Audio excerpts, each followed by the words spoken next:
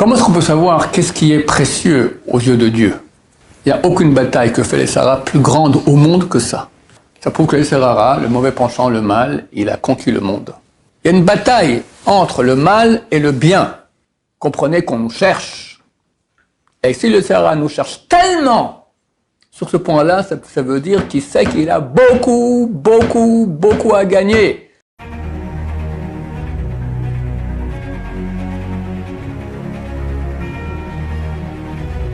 Ce jour dédié pour la tzlacha, la réussite dans la parnassa, dans le gagne-pain de Emmanuel Moshe Mordechai Ben Geoula et de Sarah Simcha Bat Chana Bezrat Hashem.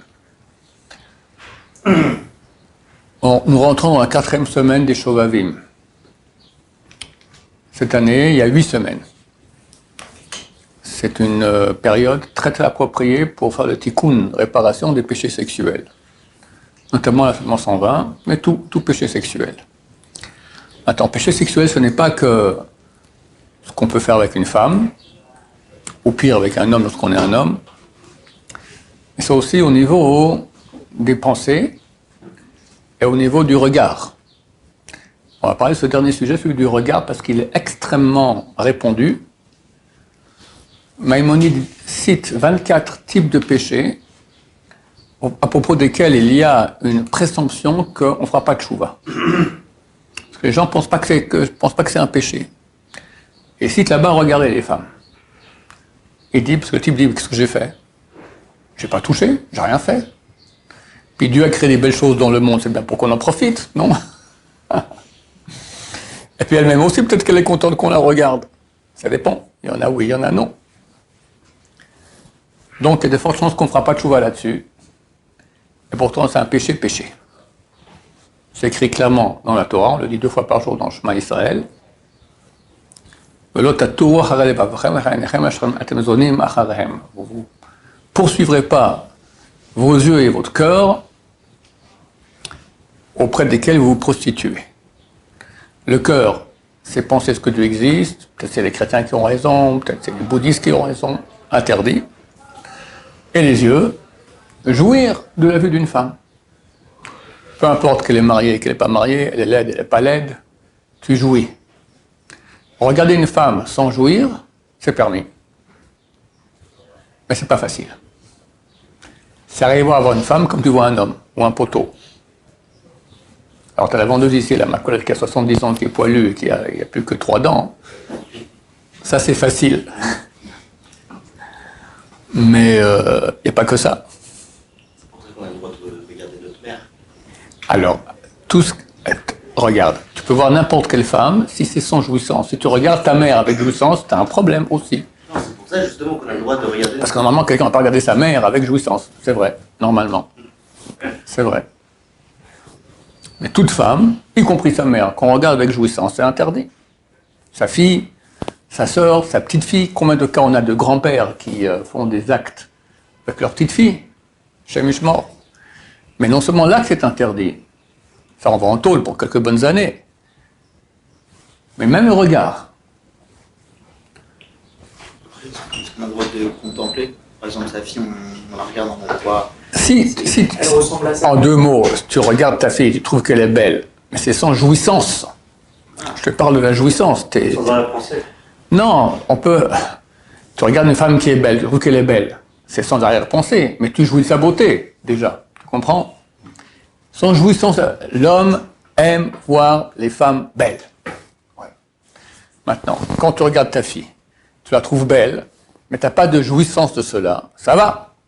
Et quand tu as une jouissance, d'accord? Vous comprenez ce que je veux dire? Vous êtes des hommes. Ça fait plaisir de voir une femme belle. La Torah dit, ça fait plus plaisir. C'est un verset du roi Salomon. Tov mareh enaim yoter mehalach nefesh. C'est plus beau un regard que l'action, la relation en elle-même. Preuve en est qu'il est extrêmement difficile d'aller dans la rue. Je ne parle pas de Paris ou de Nice, même ici à Jérusalem, même dans un quartier orthodoxe, j'appelle ça moi un ovni. Un objet féminin non identifié. Tu vois, c'est pas un homme, tu vois loin, mais tu n'as pas encore regardé bien. Il faut ne pas regarder. Et puis des fois, tu n'as pas vu, mais il semblerait que c'est pas pudique en plus. D'accord? Ah, tu es certain que tu as vraiment... qu'il faut vraiment pas regarder, et tu regardes. Ah, quelle horreur. Quelle horreur, non pas quelle horreur. C'est attirant. Et il y a une bagarre quotidienne, des milliers de fois par jour. Quelqu'un peut aller dans la rue, revenir à la maison avec 1000 péchés. Un sanglier dans ses yeux. Comme chaque bouchée de sanglier, c'est un interdit. Il a un sanglier dans les deux yeux. 2 sangliers. Comme une femme qui va de façon non pudique dans la rue, elle se ramasse aussi quelques bons sangliers sur la tête. Et celui qui au contraire se retient, surtout à notre époque. Comment est-ce qu'on peut savoir qu'est-ce qui est précieux aux yeux de Dieu? Ben, tu peux voir les choses pour lesquelles le Yetzer Hara se bat. Le mauvais penchant.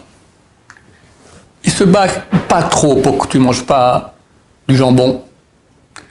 Il se bat pas trop pour que tu ne sois pas bouddhiste ou chrétien. Il y en a, mais bon, c'est pas une bataille célèbre et répandue. Par contre, les yeux, il n'y a aucune bataille que fait les Yetzer Hara plus grande au monde que ça. Si l'humanité vit avec 1,5 milliard de connexions porno par jour, si il est presque impossible d'aller dans un quartier non orthodoxe sans se faire attaquer au niveau de la pudeur, ça prouve que le Yetzer Hara, le mauvais penchant, le mal, il a conquis le monde. Et il a mis l'accent sur ça. Il a mis l'accent sur ça. Ça veut dire qu'il comprend que c'est là qu'il a tout à gagner. Il y a une bataille entre le mal et le bien. Nous, en Israël, on est les soldats du bien. Et lui, il a des armées énormes de mal pour nous faire pécher, pour gagner du terrain. Maintenant, si on voyait qu'il faisait des efforts pour le bouddhisme, pour le jambon, pour qu'est-ce que j'en sais d'autres interdits, ok, ça prouve que lui, il voit qu'il y a un grand intérêt à ce qu'on pêche là-dedans, mais on voit qu'il a délaissé ça. Il vient nous tenter là-dessus. Pourquoi? Parce qu'il sait que c'est là qu'il va gagner le plus de points. Quand on fait la guerre, d'accord? T'as l'ennemi qui est en face. T'as un général et t'as un soldat simple. Sur qui tu vas tirer? Sur le général. Donc le général, la tête, le fer de lance du peuple d'Israël, dans la sainteté, c'est les yeux. Et ça, il le sait, et il attaque les yeux. Donc à nous, chers amis, de faire des efforts incommensurables. C'est ça la bataille de la fin des temps. Il y avait un tzaddik qui devait être Mashiach. Phénoménal. Il connaissait toute la Torah. Énorme. Il s'appelait Meir Shalom, qu'on appelle Baba Meir, le fils de Baba Saleh. Phénoménal. Bien sûr, il voyait tout. Ruach HaKodesh, bien sûr, il faisait des miracles. Une connaissance en Torah qu'on n'a jamais vu quelqu'un d'autre. Peut-être qu'il y a nous qu'à aujourd'hui, je ne sais pas, je ne peux pas savoir qui est plus grand des deux. Et beaucoup de rabbinim sont allés le voir, lui ont dit, donnez-nous la recette. Qu'est-ce qu'on doit faire? Que dire aux élèves pour réussir, pour se rapprocher de Dieu, pour être dans la sainteté? Vous connaissez tout ça. Il y a Ruach HaKodesh, quelqu'un qui a Ruach HaKodesh, qui a l'Esprit Saint, qui voit des choses que le commun des mortels ne voit pas. C'est écrit dans Tana de Beliaou, un livre qu'a écrit Eliyahu Hanavi. C'est pas lui qui a écrit, il en enseignait ça à un Rav, qu'on voit dans le Marais, qui s'appelait Rav Anan. Dans la Gemara, Rav Anan, Eliyahu Hanavi lui citait, il a écrit. C'est marqué, je jure, Eliyahu Hanavi jure, que le Ruach HaKodesh se repose sur quelqu'un que d'après ses actions. Donc quand tu vois quelqu'un qui a Ruach HaKodesh, ça veut dire qu'il a des bonnes actions. Et vu que nous, on n'a pas tous Ruach HaKodesh, on se prouve qu'on n'a pas d'action. J'ai eu la semaine passée, j'ai rencontré quelqu'un que je connais depuis quelques dizaines d'années, c'est un Baal Tshuva. lui qui est non religieux. Et il a fait des efforts incommensurables quand il a fait tchouva pour protéger ses yeux. Il était marié, il n'avait pas d'argent. Il est revenu de Kollel, il faut prendre le bus. Mais le bus, c'est plein d'ofnis. Genre même des ofis, d'accord, des objets féminins identifiés chez Mishmor. Comment faire? Eh bien, il paye le taxi. Il n'y a pas d'argent. Il y avait un budget taxi énorme. Il faisait attention à ses yeux. Il m'a raconté qu'un jour, il a pris une mezouza, il a ouvert, il a vu toute l'histoire de la famille dans la mezouza. Il commençait à voir des choses, il a eu peur. Il est allé voir le Rav Eliashiv, le grand de la génération. Il a examiné, posé quelques questions, il dit, c'est bon, tu as reçu un cadeau du ciel. Bravo, c'est pour aider le peuple d'Israël. Et ce type-là, il voit, je vais aller voir ça me passer une question, d'accord, il voit des choses. Chez nous, à la maison, tous les gens, toute la famille, on sait très bien. Tu as perdu quelque chose, tu la payes, il te dit où ça se trouve. Il est vivant? Bien sûr, il est vivant. Je l'ai vu la semaine passée, il est encore vivant, Baruch Hashem, que je sache. Il a toujours ça? Il a toujours ça, Baruch Hashem. Beaucoup de gens m'écrivent, tu es intéressé, je te donne les coordonnées, voilà, tu l'as payé très, très gentil, il répond, voilà, aucun problème. En français? Non, il ne parle pas français, hébreu ou anglais. On a demandé Baba Meir, donnez-nous la recette, vous avez le roi Kol. Le roi Kol chez Baba Meir, c'est des 1000 fois de plus que ce monsieur que je connais. Il a dit une seule chose. Attention, il a dit deux choses, la vérité. Il a dit les yeux et la bouche. Bouche, pas parler à la shonara. Les yeux, pas regarder les femmes. Avec jouissance, tu peux regarder une femme, mais sans jouir. Chez les belles, c'est très dur. Ça s'appelle du funambulisme. Arriver à la voir sans jouir. Alors, tu dois lui parler. Alors, tu regardes un peu de côté, comme ça, tu tournes un peu autour, comme ça, d'accord? Mais tu la regardes pendant 3 minutes dans les yeux, au bout d'un moment, si elle est belle, ben, si tu es un être humain, tu es un homme normal, ça fait un effet. Interdit. Interdit. Dans la rue, faire attention. Baisser les yeux. Moi, j'ai une grande chance. Je porte des lunettes. Je vais dans la rue. Baisser les lunettes. Voilà, je vois tout flou. Faire attention, parce que des fois, on voit un ovni, mais on ne voit pas. Alors, mais on regarde bien pour voir. Tu as l'impression qu'il y a une mini, mais tu n'es pas certain. Tu regardes comme ça. Tu as une tête de religieux, ça fait pire. Donc, il faut faire attention. Celui qui n'a pas la chance d'être myope, faire attention encore plus. Achète des lunettes. Cacher des lunettes, c'est vrai, c'est aussi une solution. Et le Sarah se bat de toutes ses forces. Je vous dis d'expérience. Tu as un ovni. Tu ne regardes pas, mais là, tu as une vitrine. Bah, tu regardes dans la vitrine, ça reflète. Tu te fais avoir. Tu roules en voiture. Pour le conducteur, c'est le plus dur. S'il y a un ovni, puis tu fermes les yeux, tu deviens un danger public. C'est sur le périphérique à Paris, ça fait des années que je n'ai pas été Baruch Hashem, mais ils ont des ovnis sur des affiches.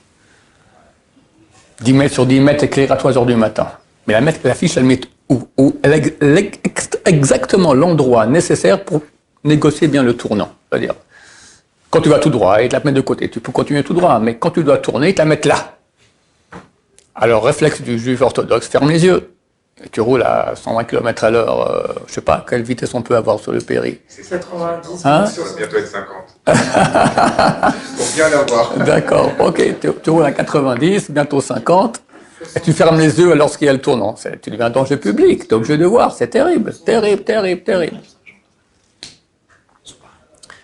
Maintenant, tu as réussi, tu as vu un ovni, ok. Alors, moi, je fais comme ça, je ferme un œil, comme ça, je continue à rouler. Avec cet œil, je vois, donc je n'ai pas vu. Mais après, tu as le rétro.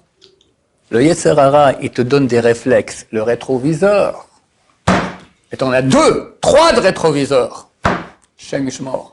Comprenez que c'est une bataille, bataille, bataille. Et chaque fois que tu gagnes, j'ai entendu il y a 10 jours d'un Rav, 9 jours j'ai entendu ça, il a dit, c'est écrit dans les livres, que ça vaut la peine de venir 70 ans sur Terre pour une fois se retenir de regarder une femme. On va dire, bon alors une fois je me retiens et ça va. Non. Jamais tu regardes. Et toujours tu te retiens. Et tu deviens kadosh. Kadosh. On dit tous les jours dans la prière que nos yeux voient ton retour à Sion avec miséricorde. C'est ma chère qui vient bientôt.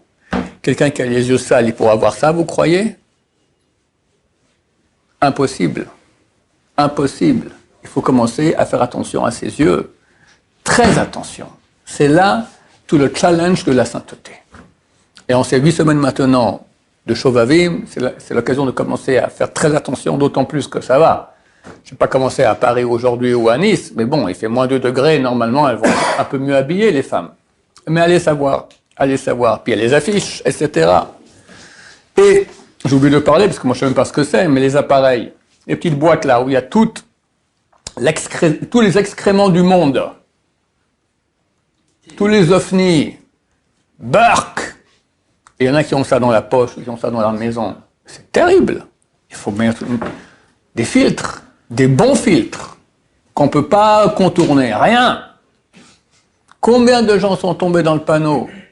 Combien de familles, de rabbanim importants, d'avrechim, d'étudiants de Torah qui ont des kolélim, et un beau jour, le papa, il part en cacahuète. D'abord, il reste des heures aux toilettes, et puis il a un portable, il n'était pas protégé, il est tombé dans le panneau, il est devenu addict, etc. Il quitte tout. Voilà, terminé. Sa famille, les enfants, machin, il va habiter avec Christine et Conchita. D'accord? Ou Fatima. Shem Shmor. À cause de ça. À cause de cet appareil-là. Un des plus grands rabbins du monde Sfarad, le Rav Moshe Tzadka, le Rosh de Porat Yosef, il n'y a pas un discours qu'il fait en public sans parler des portables. C'est du porc. Il faut faire attention. Tu veux un portable, il ne faut pas t'empêcher.